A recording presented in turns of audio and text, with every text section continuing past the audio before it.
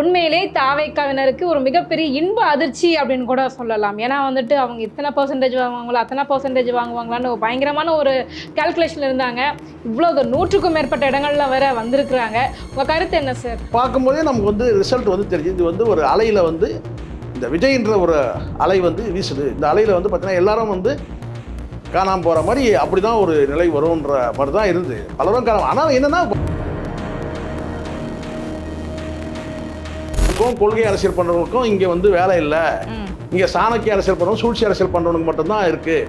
அதுவும் தேவை. ஆட்சி அதிகாரத்தை கைப்பற்றணும்னா சாணக்கியமும் சூழ்ச்சியும் தேவைன்றது தெரியுதுங்களா? அப்போ விஜய் அவர்களுக்கு இந்த சாணக்கியத்தனமும் சூழ்ச்சி அரசியலும் நல்லா தெரிஞ்சிருக்குன்னு அப்படி கிடையாதுமா. அவருக்கு வந்து பார்த்தீங்கன்னா தமிழ் தேசிய கொள்கைன்ற அந்த பார்த்தீங்கன்னா அந்த என்ன சொல்கிறோம் அந்த வேறு இருக்கிற வரைக்கும் வந்து பார்த்தீங்கன்னா நாம் தமிழ் கட்சி அவ்வளோதான் இதோட முடியாச்சு அப்படிலாம் கிடையாது. இது ஒரு இழப்பு. இனி வரும் காலங்களில் சார் அதே மாதிரி கிராமப்புறங்களில் இப்போ நிறைய இடங்களுக்கு வந்துட்டு விஜய் பிரச்சாரத்துக்கு நிறைய இடங்களுக்கு போகவே இல்லை. போகக்கூடிய வாய்ப்பு கிடைச்சுமே கூட கேன்சல் பண்ணிட்டாரு அப்படின்னு சொல்லலாம். அப்படி இருந்துமே கூட பட்டி தொட்டி எங்கும் கிராமப்புறத்தில் கூட வந்துட்டு நிறைய பேர் விசில் சின்னத்துக்கு ஓட்டு போட்டிருக்காங்க. அப்படின்னா எந்த அளவுக்கு விஜய் வந்து ரீச் ஆயிருக்காரு அங்கே அப்படின்னு என்ன கூட கேட்டால் இது விஜயோட கடுமையான உழைப்பு கிடைச்சி வெற்றி நாங்கள் சிரிச்சேன் நான் கேட்டீங்கன்னா அப்படிலாம் சொல்லாதீங்க. இருக்கிறதுலே வந்து கடுமையான உழைப்புனா அது சீமானுடைய உழைப்பு தான் இந்த தேர்தல் களத்தில். அதில் மாறக்கூடாது. இந்த தேர்தல் களத்தில் உழைப்புனா சீமானுடைய உழைப்பு தான் நம்பர் 1. நீங்கள் முதலமைச்சர் பதவி உழைச்சவங்களுக்கு முதலமைச்சர் பதவினா சீமானு தான் முதலமைச்சர். சீமான் தான் முதலமைச்சர். அப்படின்னு பார்த்தா கூட திமுக வந்து நிறைய நலத்திட்டங்கள் வந்து கொண்டு வந்தாங்க. இலவச பஸ் ஆகட்டும், 1000 ரூபாய் கொடுப்பதாகட்டும், காலை அதெல்லாம் அது வந்து எதிர்ப்பு திமுக எதிர்ப்பு மனநிலைங்கிறது அப்போ இதெல்லாம் வந்து பார்க்கும்போது பார்த்தீங்கன்னா இதெல்லாம் வந்து இந்த ஸ்கீம்கள் வந்து மூடிடும் மறைச்சிடும்னு பார்த்தோம். அதே மாதிரி கொளத்தூர் தொகுதியில் கூட பார்த்தீங்க அப்படின்னா ஸ்டாலின் அவர்கள் பார்த்த வரைக்குமே பின்னடைவுலே இருக்காங்களே. என்ன மக்கள் வந்து ஸ்டாலின் மீது கோவத்தில் இருக்காங்களா?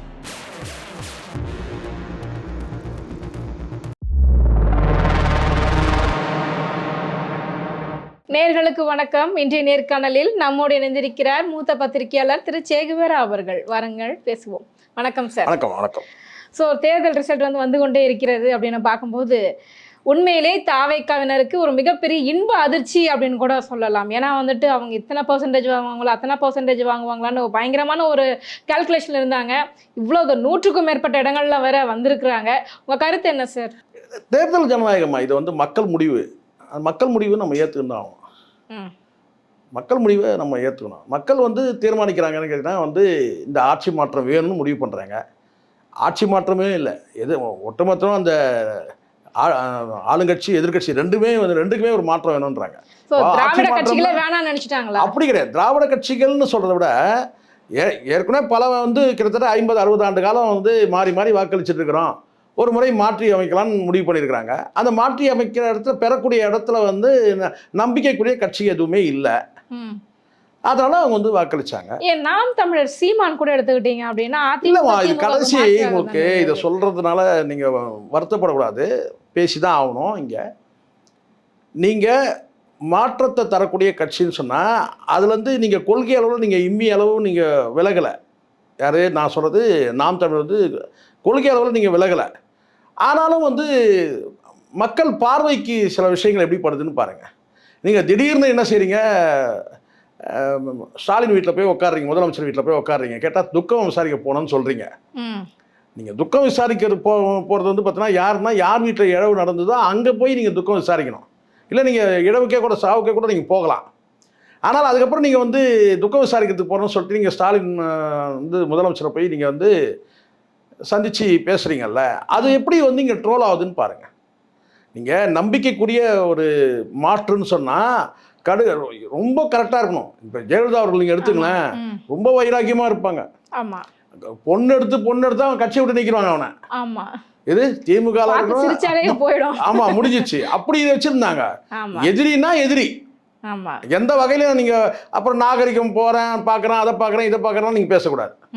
நீங்கள் கொள்கை அளவில் நீங்கள் வந்து நீங்கள் உறுதியாக நிற்கிறீங்க. நான் அதை பாராட்டுறேன். சீமான் அவர்களை பொறுத்த வரைக்கும் கொள்கை அளவில் உறுதியாக நிற்கிறாரு. ஆனால் மக்கள்கிட்ட எப்படி பேசப்படுதுன்னு பாருங்கள். நீங்கள் போய் அவர் வீட்டில் போய் உட்காந்து பேசுகிறது, ஏன் இங்கே நீங்கள் எடுத்து காரைக்குடியிலேயே கடைசி நேரத்தில் ஏன் இவ்வளோ வந்து அந்த படுதோல்வி எதனால் வருது? நீங்கள் அங்கே வந்து பார்த்தீங்கன்னா வந்து டிவிக்கு வேட்பாளர் ஆற தழுவுறீங்க ஒரு முறைக்கு 2 முறை. இது ஒட்டுமொத்தமாக வந்து தமிழ்நாட்டில் இருக்கிற அத்தனை தொகுதிகளுக்கும் அது அந்த பார்வை போகுது இல்லை. அதாவது நீங்கள் நாகரிகம் பண்பாடு இதெல்லாம் நீங்கள் சிறந்தவங்கன்றது நீங்கள் இப்படி செஞ்சு தான் காட்டணும்னு அவசியமே கிடையாது. உங்கள் பேச்சில் காட்டலாம், நடத்தையில் காட்டலாம், எவ்வளோ இருக்கு. பார்த்தீங்க அப்படின்னா தாவேக்கா கரூர் சம்பவத்தில் பார்த்தீங்க அப்படின்னா கிட்டத்தட்ட 40 நாள் வெளியவே வரல. கரூர் சம்பவத்தில் நடந்த எல்லா விஷயத்தையும் தமிழகம் பார்த்துட்டு மக்கள் வந்து திருப்பரங்குன்றத்தில் நிலைப்பாடு மக்கள் வந்து இங்கே பாருங்க கொள்கையை பார்த்து வாக்களிக்கல, கரூர் சம்பவத்தை பார்த்து வாக்களிச்சாங்க. அந்த வாக்கு வந்து பார்த்தீங்கன்னா திமுகவுக்கு எதிராக போயிருக்கு. டிவிகேக்கு ஆதரவான நிலைப்பாட்டில் அந்த வாக்குகள் விழுந்திருக்கு. இதை தான் நீங்கள் புரிஞ்சுக்கணும். நீங்கள் கொள்கையை பார்த்து வாக்களிக்கலாமா? இன்னைக்கு கொள்கையை பார்த்து வாக்களிக்கணும், தேர்தல் வரைவு அறிக்கையை பார்த்து வாக்களிக்கணும்னு சொன்னால் நாம் தமிழ் தான் வாக்களிக்கணும். ஆனால் நாம் தமிழ் இங்கே வந்து நாம் தமிழ் மட்டுமே இல்லை, மாற்று அரசியல் சொன்னால் இந்த இடத்துல வந்து யாருக்கு வாக்களிக்கணும் அப்படின்னு பார்த்தீங்கன்னா இங்கே ஏற்கனவே வந்து பார்த்தீங்கன்னா வந்து திமுகவை வந்து எதிர்த்து கட்சி தொடங்கின அத்தனை பேருமே போய் வந்து ஒரு குறிப்பிட்ட கட்சியில் போய் மிங்கிள் ஆகிட்டாங்க. இப்போ சீமான் மட்டுமே தான் வந்து தொடர்ந்து போராடுறாரு, கொள்கையோடு இருக்கிறாரு. அப்போ இந்த இடத்துல வந்து சீமான் அவர்களுக்கு தான் வந்து மாற்று அரசியல் தான் வாக்களிக்கணும். ஆனால் அந்த மாற்றுன்ற நம்பிக்கையை வந்து சீமான் வந்து பெற தவறி இருக்கிறாரு. அந்த நம்பிக்கையை பெற தவறி இருக்கிறாரு. எப்படி பெற தவறிக்கிறாருன்னா இந்த மாதிரியான விஷயங்கள் நீங்கள் எடுத்துங்க. நீங்கள் ஒரு குறிப்பிட்ட விஷயம் கேட்டாங்க, எப்போவுமே இறந்து போனவர்கள் மீது ஒரு அனுதாபம் இருக்கும். எப்போவுமே இறந்து போனவர்களை நீங்கள் தொடவே கூடாது. இப்போ நிகழ்காலத்தில் வந்து திமுகவுக்கு யார் தலைவராக இருக்கிறாங்க? ஸ்டாலின் இருக்காருன்னா ஸ்டாலினை எடுத்து தான் அரசியல் பண்ணணும். உதயநிதி எடுத்து அரசியல் பண்ணுங்க. எடப்பாடி பழனிசாமி இறந்து போன தலைவர்களை வந்து எப்போவுமே நீங்கள் வந்து எதிர்த்து அரசியல் பண்ணக்கூடாது. அது யாருன்னா இருக்கட்டும், கொள்கை தலைவராக கூட இருக்கட்டும். நீங்கள் வந்து பார்த்தீங்கன்னா வந்து குறிப்பிட்டு பெரியாரையை நீங்கள் திருப்பி நீங்கள் பேசும்போது பெரியாரே வந்து மறந்து போகிற மக்கள்கிட்ட நீங்கள் தான் நினைவுபடுத்துகிற மாதிரி ஆகிடுது. பெரியாரே மறந்து போயிட்டாங்கன்னா கூட நீங்கள் மீண்டும் பெரியாரை நினைவுபடுத்துறீங்க. இப்போ பெரியார் படத்தை பயன்படுத்துறதுனால விஜய்க்கு வாக்களிச்சாங்களா? சொல்லுங்கள், கிடையாது. ஆனால் நீங்கள் வந்து பார்த்தீங்கன்னா அந்த பெரியாரை நீங்கள் வந்து நினைவுபடுத்தும் போது பார்த்தீங்கன்னா அங்கேயும் இங்கே ஒரு மூலையில் இருக்கிறான் பாருங்க, அவனெல்லாம் தட்டி எழுப்புற மாதிரி இருக்குது. பெரியார் கொள்கை வந்து பற்றி பேசக்கூடாதுன்னு நான் சொல்லமா, நாங்கள் சொல்றது புரியல. நீங்கள் வந்து பார்த்தீங்கன்னா முடிஞ்சு போன தலைவரை பேசுறீங்க. பெரியாருடைய சித்தாந்தத்தை இன்னைக்கு யார் ஃபாலோ பண்ணுறா? திமுக ஃபாலோ பண்ணுறாங்கன்னா நீங்கள் திமுக தான் பேசணும். நான் சொல்றது புரியுதுங்களா உங்களுக்கு? அப்படின்னு பார்த்தீங்கன்னா தாவேக்காவில் அவர் தான் கொள்கை தலைவராக வச்சிருக்காங்க. திருப்பி நான் உங்களுக்கு சொல்றது புரியல. அவங்க வந்து பார்த்தீங்கன்னா ஊருக்கா மாதிரி தொட்டுக்கிறாங்க. அப்பப்போ டச் பண்ணிக்கிறாங்க. ஆமாம், சும்மா இது என்ன அப்படி பெரியார் அப்படி பார்த்தா சீமான் வந்து பெரியார் குறித்து ஒரு கருத்து சொல்லும் போது ஏதாவது மறுப்பு தெரிவிச்சிட்டாங்களா? இல்லை, சும்மா வச்சுக்கிறாங்க. சும்மா என் கொள்கை இதுதான், திராவிட கொள்கையை நான் பின்பற்றுறேன், தமிழ் தேசியத்தை பின்பற்றுறேன்ற மாதிரி 2 கண்ணுன்னு சொன்னார் இல்லையா? சும்மா அதுக்காக வச்சுக்கிறாங்க, அவ்வளோதான். அங்கே கொள்கை அரசியல் கிடையாது. நீங்கள் இங்கே கொள்கை அரசியல் பேசுறீங்க, தமிழ் தேசிய அரசியல் சீமான் அவர்கள் பேசினால் கூட இங்கே வந்து பார்த்தீங்கன்னா திராவிட எதிர்ப்புன்னு நீங்கள் வந்து நீங்கள் முன்வைக்கிறீங்கல்ல, அந்த முன்வைக்கிறது வந்து பார்த்தீங்கன்னா நிகழ்கால வந்து யார் ஆட்சியில் இருக்காங்களோ அவங்களும் பேசுங்க. நீங்கள் அவங்களோட போய் கை குலுக்குறீங்க, அங்கே போய் உட்காந்து அளவில் ஆகுறீங்க, எல்லாம் பண்ணுறீங்க. இன்னொரு பக்கம் பெரியார் எதிர்க்கிறீங்க. இங்கே எப்படி முரணாக இருக்குது பார்த்தீங்களா? நிகழ்காலத்தில் யார் வந்துன்னா அப்போ தான் வந்து திமுக வந்து வலிமையாக அவர் எதிர்க்கிறாருங்கன்ட்டு. அதுவும் கடந்த லாஸ்ட் ஒரு 1 இயர் பார்த்தீங்கன்னா முழுக்க இவங்க டிவிக்கு எதிர்ப்பு அரசியல் தான் பண்ணாங்களே தவிர திமுகவை வந்து விட்டுட்டாங்க. இது வந்து நான் தான் சொன்னேன்ல உங்களுக்கு, களத்தில் போய் பார்த்தேன், டிவிகேக்கு வந்து பூத்தில் உட்காரத்துக்கு ஆள் இல்லைன்னு சொன்னேன். பூத்தை ஃபுல்லாக பார்த்தேன். நான் அப்போவே நான் முடிவு பண்ணேன், இது வந்து பார்த்தீங்கன்னா பெரிய வந்து இது வந்து பாதிப்பு ஏற்படும், ஒரு வாக்குகளை தக்க வச்சுக்கிட்டா பெரிய விஷயம்னு நினச்சேன். ஏன்னா பூத்தில் உட்காரத்துக்கு ஆள் இல்லை. அதனால் அதை தாண்டி நீங்கள் வந்து ரோட் ஷோ போகிறீங்க. ரோட் ஷோவில் நல்லா தெரியுது, இங்கே ஒரு பெரிய பிம்பம் கட்டமைக்கப்படுது விஜய்க்கு. அப்படியே மக்கள் வெள்ளம் திரள்ற மாதிரி வந்து நீங்கள் அங்கே வந்து பார்த்தீங்கன்னா வந்து ரோட் ஷோ போகிறீங்க, மக்களே இல்லை. சீமானவர்கள் ரோட் ஷோ போகும்போது மக்களே இல்லை. அப்போ அதை ரோட் ஷோ அவாய்ட் பண்ணணும். அவாய்ட் பண்ணி நீங்கள் வந்து வீதியாக கூட நீங்கள் வந்து ஒரு தெருமுனை கூட்டம் கூட போடலாம். ஸோ இப்படிலாம் பார்க்கும்போதே நமக்கு வந்து ரிசல்ட் வந்து தெரிஞ்சு இது வந்து ஒரு அலையில் வந்து இந்த விஜய்ன்ற ஒரு அலை வந்து வீசுது. இந்த அலையில் வந்து பார்த்தீங்கன்னா எல்லாரும் வந்து காணாமல் போகிற மாதிரி அப்படி தான் ஒரு நிலை வரும்ன்ற மாதிரி தான் இருந்து பலரும் காணாமல். ஆனால் என்னென்னா வாக்குகளை தக்க வச்சுப்பார் நம்ம எதிர்பார்த்தோம். கண்டிப்பாக இப்போது நான் சொல்கிறேன், கொள்கை அரசியல் தான் இங்கே வந்து பார்த்தீங்கன்னா சீமான் மட்டும்தான் பேசினார். வேறு யாரும் கொள்கை அரசியல் பேசவே இல்லை. அதனால் இந்த இழப்பு வந்ததுனால இதை கடந்து போகும்போது தவிர இதனால் வந்து சீமான் இருக்கிற வரைக்கும் வந்து பார்த்தீங்கன்னா நாம் தமிழ் கட்சியை அழிக்க முடியாது. தமிழ் தேசிய கொள்கைன்ற அந்த பார்த்தீங்கன்னா அந்த என்ன சொல்கிறோம் அந்த வேர் இருக்கிற வரைக்கும் வந்து பார்த்தீங்கன்னா நாம் தமிழ் கட்சி அவ்வளோதான் இதோட முடியாச்சு அப்படிலாம் கிடையாது. இது ஒரு இழப்பு.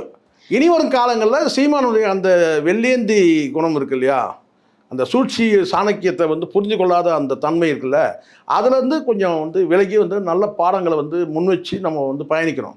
நீங்கள் எல்லாமே சரியாக இருக்குது, கொள்கை வந்து தேர்தல் வரைவறிக்கை சரியாக இருக்குது, கொள்கை சரியாக இருக்குது, கோட்பாடுகள் தத்துவங்கள் எல்லாம் சரி. ஆனால் அது கொண்டு போய் வந்து மக்கள்கிட்ட வழி நடத்தக்கூடிய அந்த விதம் இருக்குது பார்த்தீங்களா, அங்கே வந்து பார்த்தீங்கன்னா நம்ம சில நேரங்களில் வந்து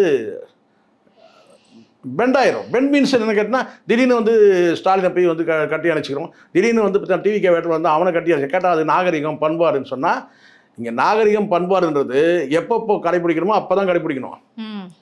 இங்கே கல அரசியல் ஒருத்தர் சாணக்கியதனம் பண்ணும்போது நம்ம வந்து அந்த சூழ்ச்சி அரசியலை புரிஞ்சிக்காமல் நான் வந்து இப்படி தான் அப்படி சொல்லிக்கிறேன்னா, இங்கே நல்லவர்களுக்கு மதிப்பு இல்லைன்றது இந்த தேர்தல் அடையாளம் காட்டுதா இல்லையா? கண்டிப்பா. நல்ல மனிதர்களுக்கும் கொள்கை அரசியல் பண்றவங்களுக்கும் இங்க வந்து வேலை இல்லை. இங்க சாணக்கிய அரசியல் பண்றவங்க சூழ்ச்சி அரசியல் பண்றவனுக்கு மட்டும்தான் இருக்கு. அதுவும் தேவை. ஆட்சி அதிகாரத்தை கைப்பற்றணும்னா சாணக்கியமும் சூழ்ச்சியும் தேவைன்றது தெரியுதுங்களா? அப்ப விஜய் அவர்களுக்கு இந்த சாணக்கியத்தனமும் சூழ்ச்சி அரசியலும் நல்லா தெரிஞ்சிருக்குன்னு அப்படி கிடையாதுமா. அவருக்கு வந்து பாத்தீங்கன்னா அது எல்லாமே இல்லைனால் கூட வந்து பாத்தீங்கன்னா வந்து மக்கள் வாக்களிக்கிறது தயாரா இருக்காங்க. காரணம் என்னன்னு கேட்டீங்கன்னா, 2 திராவிட கட்சிகளும் மாறி மாறி வாக்களிச்சுட்டு இருக்கிறோம். புதுசா ஒருத்தர் வந்தா வாக்களிக்கணும். யார் அந்த புதுசாக வந்து பார்த்தீங்கன்னா விஜய் மீது ஒரு நம்பிக்கை வைக்கிறாங்க. இங்கே 30% வாக்காளர்கள் வந்து வாக்களித்த வந்து இப்போது விஜய்க்கு வாக்களித்த 30% வந்து விஜயோட ரசிகர்கள் அந்த சினிமா கவர்ச்சி இதுக்கு வாக்களித்தாங்க. மீதி இருக்க ஒரு 70% கேட்டால் 2 திராவிட கட்சிகளும் வேணான்னு முடிவு பண்ணவங்க, மாற்று அரசியல் விரும்புகிறவங்க, ஆட்சிக்கு எதிரான மனநிலை உள்ளவங்க வாக்களிச்சிருக்கிறாங்க. அவ்வளோதான். That's all. அவ்வளோதான். நீங்கள் எல்லாருமே நீங்கள் 100% வாக்களிச்சான்னு கேட்டால் விஜய் வந்து 150 சீட் ஜெயிச்சிருக்கணும். நேரம் 160 தாண்டி போயிருக்கணும். அப்போ நீங்கள் சொல்லலாம். இப்போ வந்து பார்த்தீங்கன்னா மெஜாரிட்டி வரல, இழுபறிகள் இருக்குது, ஆனால் வந்துடும். நெருக்கத்தை இன்னும் டைம் இருக்குது, நேரம் இருக்குது, வந்துடும்னு வச்சுங்களேன். அப்போது நீங்கள் வந்து பார்டர் மார்க்கில் பாஸ் பண்ணுறீங்க. அப்போ இந்த இடத்துல பெஸ்ட் அமாங் ஃபெயில்ன்றது ஒன்று இருக்கு இல்லையாம்மா, அதுதான் ஏற்கனவே சொன்னால. இப்போ இருக்கிறதுல யார் வந்து ஃபெயிலில் வந்து பார்த்தீங்கன்னா யார் அதிகமான 34 மார்க் எடுத்து வருது அப்படி எடுத்துக்கலாம். இல்லை பார்டர் மார்க்கில் விஜய் வந்து 118 எடுத்துடுறாருங்க, அப்போ 35 மார்க் எடுத்துட்டாருங்க. பாஸ் பெருசா ஃபெயில் பெருசா அப்படிதான். இப்போ இவங்க வந்து 32 mark DMK, 33 mark ADMK, Vijay 35 மார்க்குங்க, ரைட் பாஸ், அவ்வளோதான். அப்படிதான் எடுத்துக்கணும்.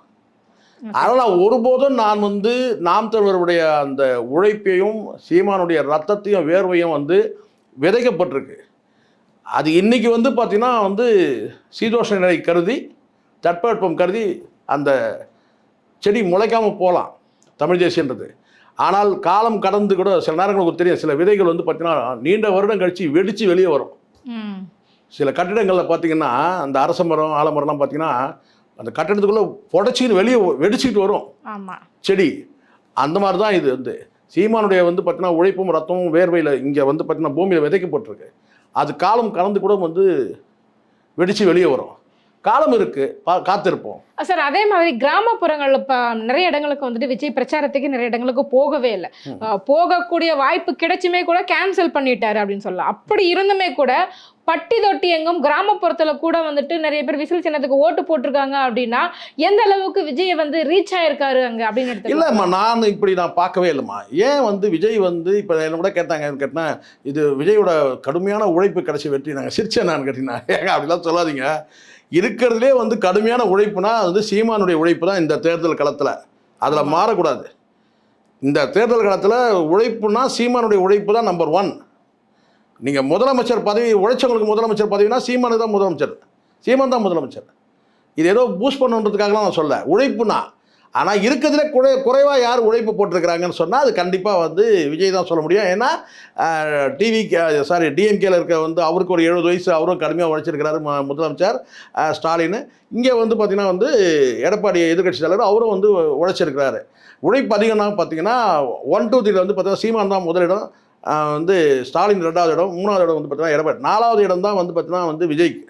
அப்படி இருக்கும்போது அந்த மக்கள் எதனால் கேட்டால் அந்த ரீச் வந்து இணையத்தில் வரக்கூடிய அந்த அந்த பார்த்தீங்கன்னா செய்திகள் பரவல், பொதுவாக மக்கள் வந்து பார்த்தீங்கன்னா மீண்டும் மீண்டும் வந்து இவங்களுக்கே வந்து வாக்களிக்கிறதா அப்படின்ற அந்த எண்ணம், ஒரு சலிப்புத்தன்மை.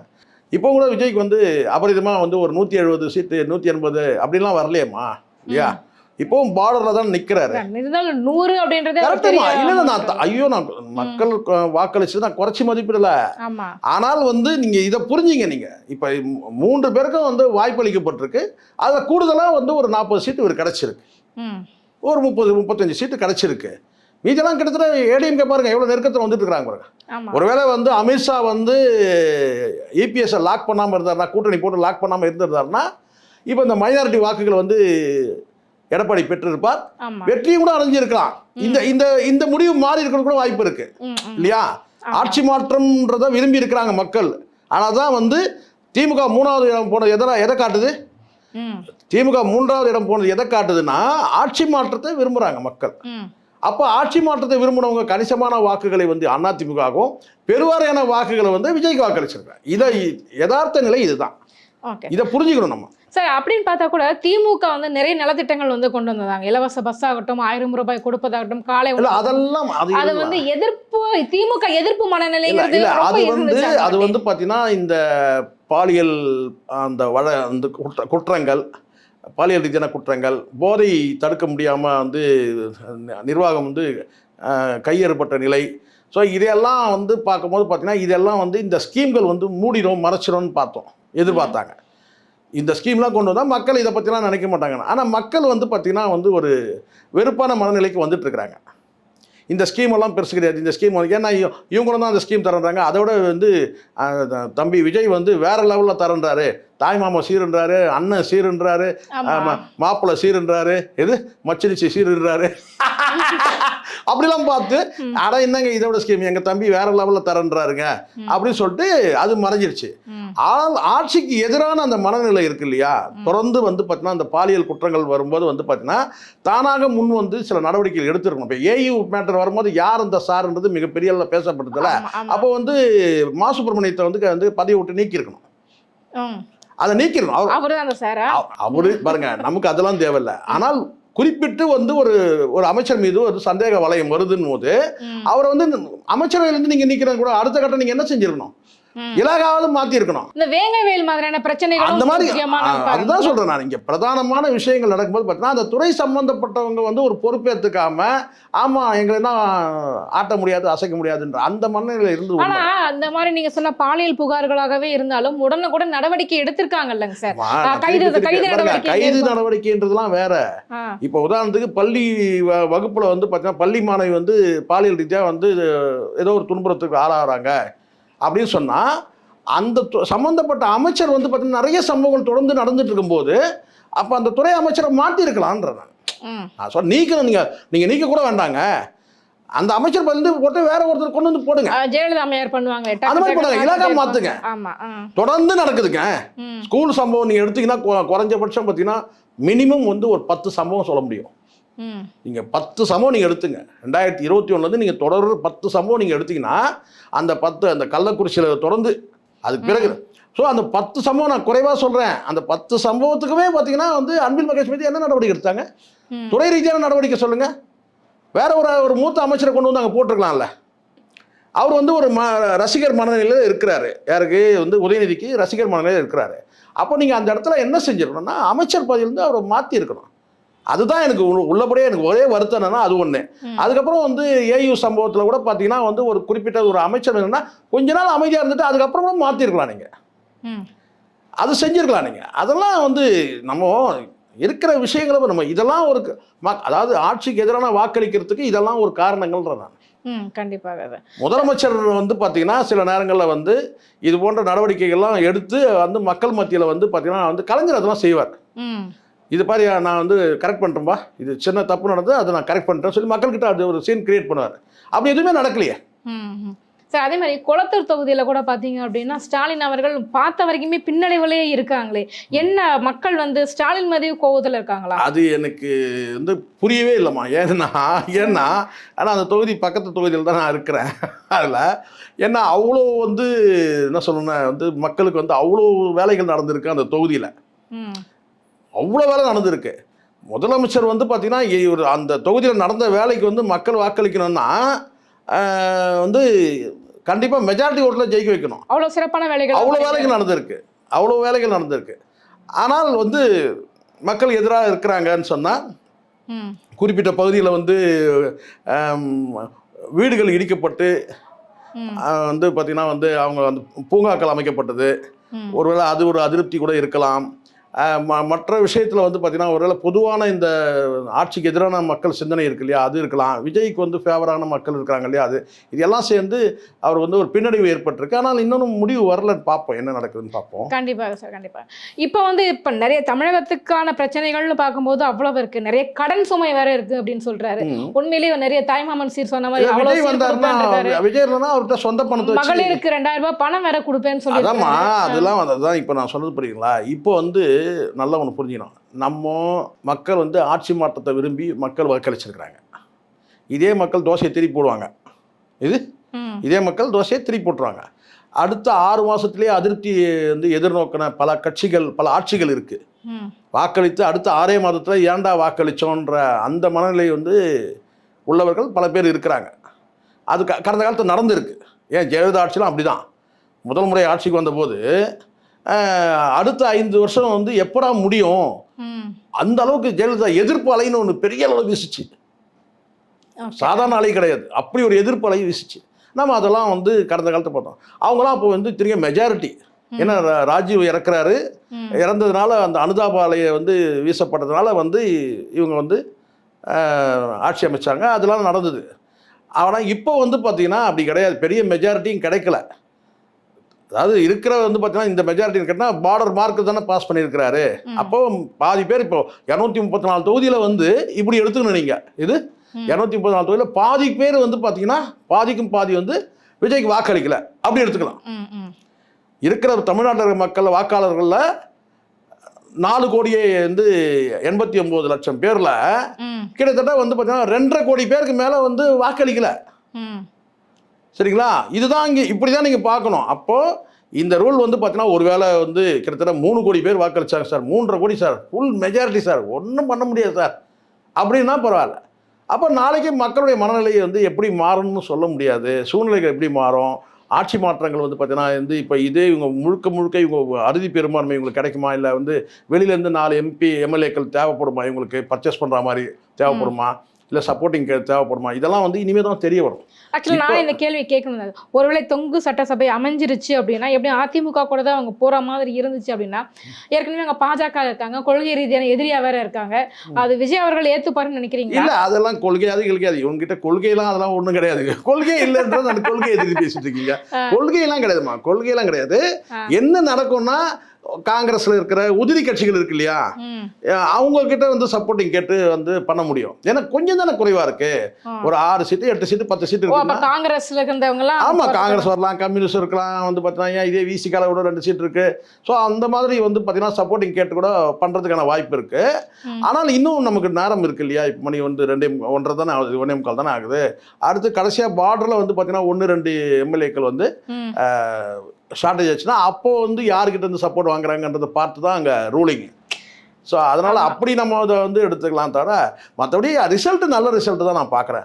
அதிமுகவுக்கு வந்து பெருவாரியாக மக்கள் வாக்களிச்சிருக்கிறது கூட ஒரு ஆரோக்கியமான ஒரு எதிர்கட்சிக்கு வந்து அவங்க வாய்ப்பு கொடுத்து ஆளுங்கட்சியை 3வது இடத்துக்கு தள்ளி இருக்கிறாங்கன்றது, அதுவும் கூட பார்த்தீங்கன்னா மோசமான இடத்துக்கு தள்ளப்படலை. அதையும் நீங்கள் பார்க்கணும்.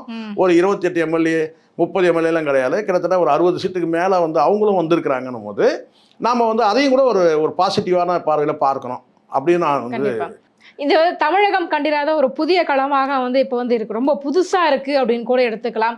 தமிழகத்தினுடைய எதிர்காலத்தை நீங்க எப்படி பாக்குறீங்க? இல்லை, இதுதான் சரியான ஜனநாயகமாக இருக்கும் நான் நினைக்கிறேன். ஏன்னா வந்து ஆளுங்கட்சிக்கும் வந்து பார்த்தீங்கன்னா வந்து ஒரு தோல்வியை கொடுத்து ஒரு பாடத்தை கற்பிச்சு அவங்கள 3வது இடத்துக்கு தள்ளுறது, எதிர்கட்சிக்கு வந்து பார்த்தீங்கன்னா வந்து இன்னொரு வந்து பார்த்தீங்கன்னா வந்து எதிர்கட்சியாக நீங்கள் நல்லா செயல்படுங்க, அடுத்த முறை உங்களை நாங்கள் தேர்வு செய்கிறோன்ற மாதிரி மக்கள் அறிவுறுத்துற மாதிரி இருக்குது. புதுசாக நான் வந்து ஏதோ கிழிச்சிருவேன் வந்து சொன்னீங்க இல்லையா, நாங்கள் உங்களுக்கு வாய்ப்பு தரோம், நீங்கள் என்ன பண்றீங்க பார்க்கலாம் அப்படின்ற மாதிரி மக்கள் இப்படி தான் அந்த முடிவை நான் பார்க்குறேன். திமுக அதாவது வரும்போதே வந்து இவங்க என்ன செஞ்சிருவாங்கன்றதை விட கேட்டால் வரட்டும், வந்து இவங்க களத்தில் எப்படி இருக்கிறாங்க, ஆட்சி அதிகாரத்தில் இவங்க எப்படி செயல்படுறாங்கன்னு பார்த்துட்டு அதுக்கப்புறம் தேவைன்னா தோசையை திருப்பி போட போகிறாங்க இதே மக்கள். கண்டிப்பாக சார், அப்படிதான் நம்ம பார்க்கணும். அதனால இங்கே இருக்கிற வாக்களிக்காத இந்த மக்கள் வந்து பார்த்தீங்கன்னா வந்து தோல்வி அடைஞ்ச கட்சிகள் எல்லாமே வந்து அப்படியே அழிஞ்சு போயிடும்லாம் சொல்ல முடியாது. அது குறிப்பாக நாம் தமிழர்லாம் வந்து அவ்வளோ எளிதாக நீங்கள் வந்து நம்ம வந்து கணக்கில் மதிப்பிட முடியாது. வாக்குகள் சிதறி இருக்குது, வாக்குகள் மொத்தமாக குறைஞ்சிருக்கு. அந்த நம்பிக்கை வந்து பார்த்தீங்கன்னா நான் தான் ஏற்கனவே உங்களுக்கு சொன்னேனே, இந்த மாற்று அரசியல்னு வந்து வழங்கக்கூடிய அந்த வாக்குகள் வந்து மாறக்கூடிய வாய்ப்பு இருக்குது. தமிழ் தேசிய அரசியலை வந்து பார்த்தீங்கன்னா இன்னும் வந்து மக்கள் சரியாக வந்து உள்வாங்கவே இல்லை. அப்போ அங்கே வந்து மாற்றுன்ற இடத்துல தான் 2 திராவிட கட்சிகளும் மாற்று அரசியல் தரக்கூடிய இடத்துல தான் நாம் தமிழர் இருக்குது. அப்படி இருக்கும்போது ஸ்ரீமானுடைய உழைப்பெல்லாம் அவ்வளோ குறைச்சலாம் நம்ம மதிப்பிட முடியாதுமா. நான் மீண்டும் கூட நான் சொல்கிறேன், காலம் இருக்குது, காத்து இருக்கலாம். இவங்க வந்து ஆட்சி அதிகாரத்தை எப்படி இது பண்ணுறாங்க, இனி வந்து வந்து எதிர்த்து களமாடணும். சீமான் அவர்கள் வந்து பார்த்தீங்கன்னா சூழ்ச்சி அரசியலும் நான் ஒன்றே ஒன்று தான் நான் சொல்வேன். இங்கே சதி அரசியலும் சூழ்ச்சி அரசியலும் சாணக்கிய அரசியலும் புரிஞ்சுக்கிட்டால் மட்டும்தான் நம்ம வந்து களத்தில் வெற்றி பெற முடியுமே தவிர, வெறும் நம்ம கொள்கையை மட்டுமே வச்சுக்கிட்டு தத்துவங்களையும் கோட்பாடுகளையும் வச்சுக்கிட்டே வந்து இங்கே வந்து வரட்டு கோட்பாடுகளாக மாறிடும். கண்டிப்பாக வரட்டு கோட்பாடுகள் வந்து வழிகாட்ட உதவாது. பொறுத்திருந்து பார்க்கலாம். சீமான் அவர்கள் பொறுத்த வரைக்கும் வந்து பார்த்தீங்கன்னா அவர் இதுலேருந்து இந்த டிசாஸ்டரில் நான் அப்படி தான் நினைக்கிறேன். இது ஒரு பெரிய பேரழிவு, பெரிய பெரிய கட்டடங்களே அடிச்சுட்டு போகும்போது நம்ம வந்து ஒரு குடிசை தானே இல்லையா? ஆனால் நம்ம வந்து பார்த்தீங்கன்னா உடனே நம்மளால் நிர்மாணிக்க முடியும். நல்லா புரிஞ்சுனீங்க. பெரிய பெரிய கட்டிடங்கள் அடிச்சிட்டு போயிடுச்சுன்னா அதை மறுபடியும் ஃபவுண்டேஷன் போட்டு கட்டி எழுப்புறதுலாம் காலத்தாமதம். ஆனால் குடிசைனா வந்து பார்த்தீங்கன்னா அடுத்த ஒரு நாளில் பார்த்தீங்கன்னா மீண்டும் வந்து நம்ம ஒரு 10 மூங்கிலை வச்சு மறுபடியும் நம்ம வந்து பார்த்தீங்கன்னா கூரை அமைச்சு நம்ம வந்து குடியில் அமைக்க முடியும். அப்படி தான் நம்ம பார்க்கணும். நம்மளை உடனே நிர்மாணிச்சிக்க முடியும். அதாவது சீமான் அவர்கள் தோண்டு போயிடக்கூடாதுன்னு தான் நான் நினைக்கிறேன் இந்த இடத்துல. கண்டிப்பாக சார். எங்கள் கேள்விகளுக்கு ரொம்ப சிறப்பான பதில் சொன்னீங்க சார். ரொம்ப நன்றி. நன்றி.